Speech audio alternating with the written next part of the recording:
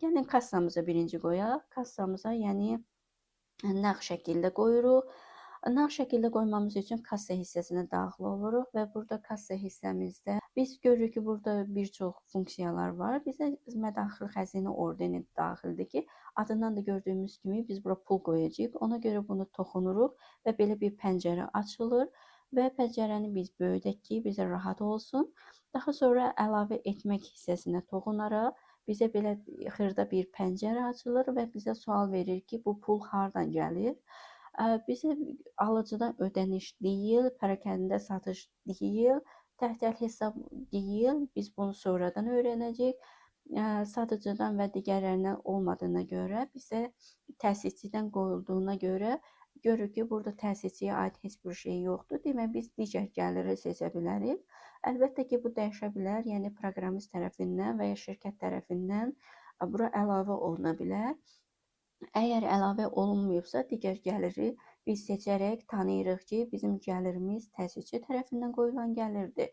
Və seçdikdən sonra belə bir pəncərə açılır və bizə deyir ki, bir şey, bura əlavə qeydlər et. Biz görürük ki, bizə bir şeyimiz uçot hesabına 221-imizi verdi. 221-də bildiyimiz kimi mühasibət uçotunda kassa hesabıdır, yəni nəqd ödənişlərdir.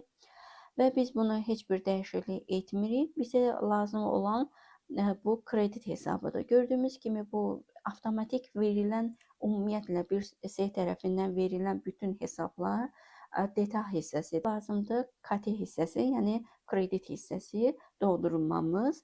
Bunun üçün də biz mütləq şəkildə hesabları düzgün bilməmiz lazımdır. Burada biz nəyi əlavə edəcəyik, nəyi dəyişəcəyik? İlk öncə gələk tariximizi dəyişək ki, gələcəkdə alış-satışda biz rahat edə bilək. Bunun üçün yazırıq 01/01/2025. Daha sonra gəlirik məbləğimizə. Nə qədər məbləğ qoyacağıq bu kassamıza? Gəlin kassamıza 5000 qoyaq. 5000 kassamıza qoyduq. Və sonra deyir ki, hardan biz keçirdəcəyik? Biz bildiyimiz kimi 301-ə daxil edə bilmərik, çünki 301 bizim sənədimizdir. Amma bütün əməliyyatlar 302 ilə aparılır, yəni ödənilməmiş hissəsinə. Ona görə də biz buraya 302-ni yazmalıyıq. 302-ni yazıb enter basanda biz görürük ki, burada bizə 2 dənə seçenek çıxdı. Biz mütləq şəkildə 302.1-i seçmemiz lazımdır. Biri seçdikdən sonra bizə kontrogenlər çıxır ki, kim tərəfindən qoyulur. Mütləq şəkildə 3 düyməyə basırıq və burada gəlib biz şirkətimizi tapırıq. Şirkətimizin papkasından gəlib digər kontrogenləri seçirik və 50-ni seçirik ki, yəni təsisçi tərəfindən bu pul qoyulub. Pul hərəkət hissəsidir ki, pul vəsaitlər hərəkət maddəsi bu mütləq şəkildə qeyd olunmalıdır. Onun üçün bu 3 düymə hissəsinə daxil oluruq və burada gəlirik, bizə bu pul hardan gəlib? Bizim bu pul bildiyimiz kimi nizamnamə kapitalı qoyuluşudur. Ona görə də biz həmin hissəni tapıb, yəni nizamnamə kapitalın qoyuluşu, əgər yoxdursa özümüz əlavə edə bilərik burada əlavə etməklə. Varsa elə bu nizamnamə kapitalını seçirik ki, yəni kapital qoyuluşudur. Daha sonra şərh hissəsinə biz yaza bilərik nizamnamə kapitalı qoyuluşu və yaxud da təsisçi tərəfindən qoyuluş.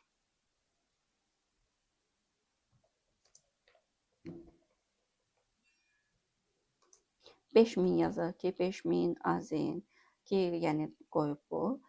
Və bu formada artıq heç bir şey əlavə etməyə ehtiyac yoxdur. Çünki başqa bir seçenek də yoxdur.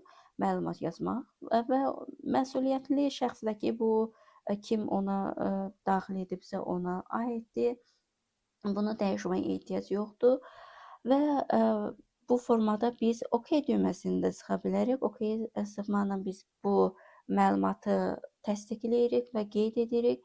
Mən sizə burada başqa bir əməliyyatı göstərəcəm. Biz bunu burada gördüyümüz kimi burada bu hissə var ki, yəni ox işarəsi.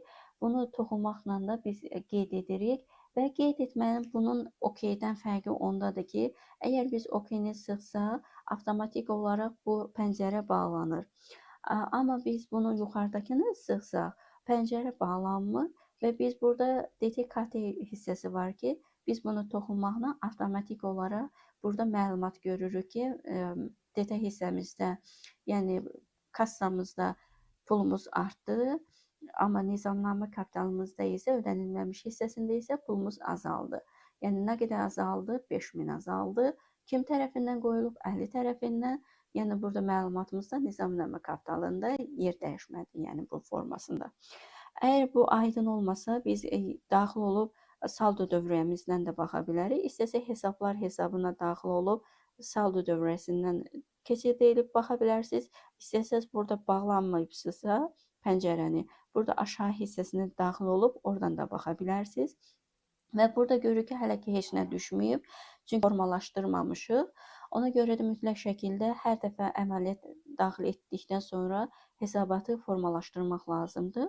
Hesabatı formalaşdırmanı daxil edən kimi avtomatik olaraq bizim daxil etdiyimiz əməliyyat daxil oldu. Yəni kassa əməliyyatımız. Görürük ki, kassamızda 5000 artdı. Yəni ilkin dövriyyəmizdə dövriyyənin əvvəlində heç bir şey yox idi. Amma dövriyyə ərzində bizim burada göstərir ki, 5000-imiz artdı və son dövriyyəmizdə də hələ ki 5000-imiz var kassamızda. Və artıq biz fikir versək, görürük ki, bizim dövriyyə ərzində 302-mizdə 50.000 idisə, dövriyyənin sonunda o 45.000 oldu, yəni azalma oldu və 5.000-i hara getdi? Kassamıza getdi. Və bu şəkildə biz artıq bu formada dövriyyəmizi qura biləcəyik. Və indi isə bu oldu bizim kassa əməliyyatımız.